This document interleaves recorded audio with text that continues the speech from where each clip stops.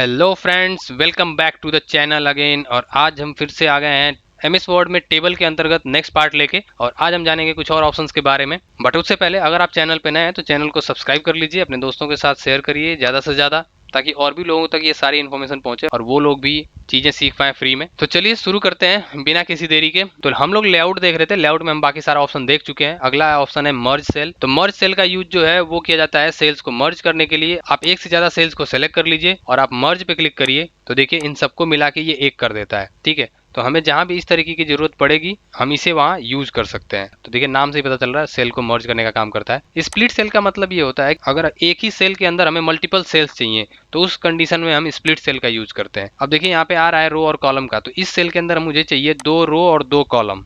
ठीक है, तो मैं यहाँ पे कर देता हूँ ओके।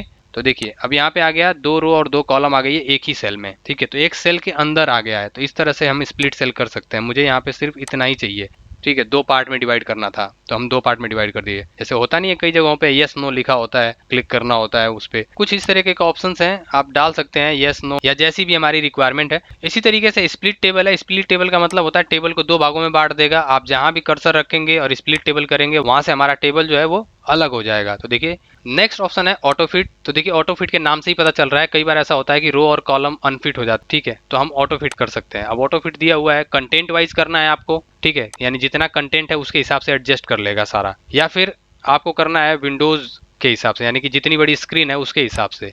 तो देखिए स्क्रीन के हिसाब से एडजस्ट हो जाएगा। ये लास्ट दिया हुआ है फिक्स्ड कॉलम विड्थ। तो देखिए हमारा टेबल कुछ इस तरीके से है। अभी अगर मैं इसमें लिखता हूँ आगे तो ये आगे बढ़ता जाता है, लेकिन आप इसको फिक्स कर दोगे तो ये आगे नहीं बढ़ेगा, भले नीचे आएगा लेकिन आगे नहीं बढ़ेगा। तो इसको हम बोलते हैं कॉलम की विड्थ को फिक्स कर देना। क्योंकि रो की हाइट हमने फिक्स नहीं करी है, हमने कॉलम की विड्थ फिक्स करी है, मतलब कि ये चीज फिक्स करी है, ये यानी इसको विड्थ बोलते हैं। ठीक है, तो देखिए ये वाली चीज फिक्स करी है हमने, ये विड्थ हो गई। और अगर हम इसको ये वाली चीज इसकी नापेंगे तो इसको हम हाइट बोलेंगे। ये रो की हाइट है क्योंकि ये रो है और ये कॉलम है। ठीक है, तो ये जो कॉलम होता है इसकी विड्थ नापी जाती है हमेशा, और जो रो होता है उसकी हाइट नापी जाती है हमेशा। ठीक है, तो हमने क्या किया था, कॉलम की विड्थ को फिक्स कर दिया था। नेक्स्ट देखते हैं, यहाँ से आप रो और कॉलम की हाइट को कम ज्यादा मैनुअली कर सकते हैं। यहाँ पे आप बढ़ा घटा सकते हैं इसे। ठीक है, कॉलम की विड्थ बढ़ रही है और यहाँ से रो की हाइट बढ़ेगी। देखिए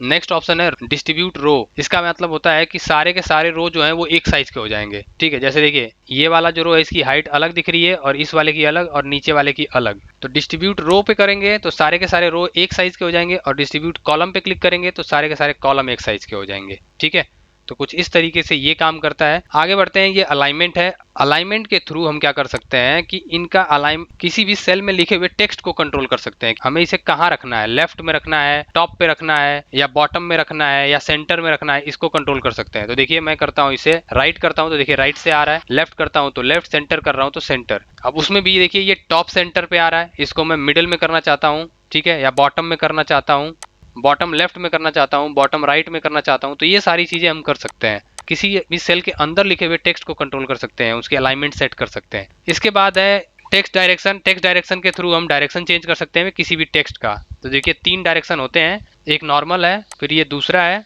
और ये एक तीसरा है। तो टेक्स्ट का डायरेक्शन भी हम चेंज कर सकते हैं। इसके बाद नेक्स्ट है सेल मार्जिन। तो देखिए सेल मार्जिन आपको दिख रहा होगा, सैलरी लिखा हुआ है या कोई भी टेक्स्ट जो लिखे हुए हैं देखिए उनके पहले आपको दिख रहा होगा थोड़ा सा स्पेस। ठीक है, ये मार्जिन है। आप इसको कम करना चाहते हैं तो देखिए ये लेफ्ट में है और राइट में भी इतना ही होता है। तो हम क्या करते हैं, इनको कर देते हैं 0, दोनों को कर देते हैं 0। तो पूरा का पूरा सेल यूज कर सकते हैं आप। देखिए अब देखिए ये सारे के सारे जो टेक्स्ट हैं वो बिल्कुल लाइनिंग के पास आ रहे हैं। ठीक है, एकदम लाइन से सटे हुए आ रहे हैं। तो इसकी जो मार्जिन है वो हमने 0 कर दी, और अगर हम पूरा इसको फिल करेंगे एकदम एंड तक जाएगा। इसके बाद है सॉर्ट। असेंडिंग डिसेंडिंग करने के लिए हमने जो टेक्स्ट सेलेक्ट किया हुआ है उसको हम A to Z या Z to A कर सकते हैं। ठीक है, तो हेडिंग को छोड़ के बाकी सारी लाइनों में ये असेंडिंग डिसेंडिंग काम करता है। इसके बाद नेक्स्ट है रिपीट हेडर रो। इसका क्या मतलब है, अगर हमारे पास एक हेडर रो है और हम 2 रो को हेडर बनाना चाहते हैं, उस कंडीशन में हम क्या करेंगे, रिपीट हेडर रो पे क्लिक करेंगे तो देखिए सेकंड नंबर की जो रो थी वो भी हेडर की तरह बन गई है। ठीक है, फिर इसी पे क्लिक करके इसे हम रिमूव भी कर सकते हैं।